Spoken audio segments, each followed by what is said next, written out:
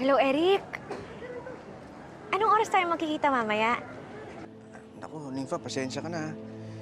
Hindi ako pwede makipagkita sa'yo ngayon eh. Maubos kasi yung pera ko eh. Hindi kasi ako natanggap doon sa pinag-a-applyan kong trabaho. Pwede naman tayo sa park mamaya para iwas gastos din.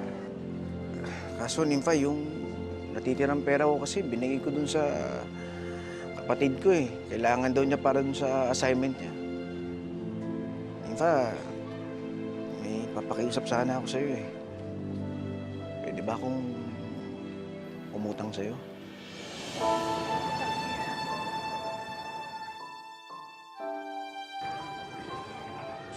Maraming salamat ha. Pasensya ka na. Hirap kasi nang ikaw na lang inaasahan ng pamilya. Wala yun. Hindi ka naman naiiba sa akin. Salamat dito ha.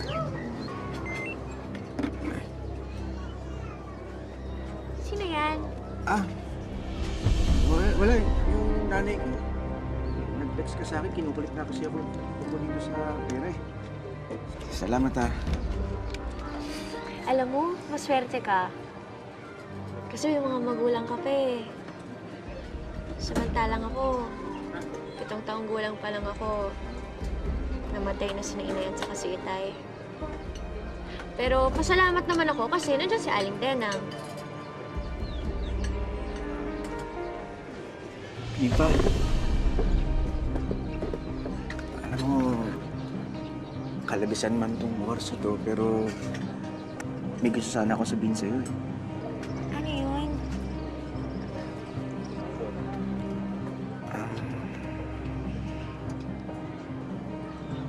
Pwede ba kita maging shota?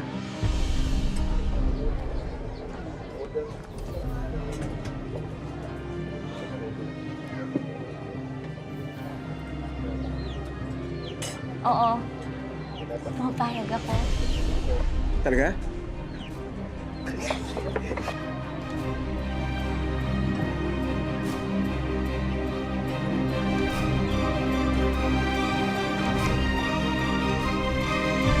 Ba? Sabi ko naman sa'yo, sagot ko na yung tickets, diba? Kaya na yan.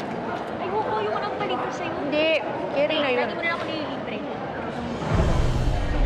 Si Eric yun, diba? Eric!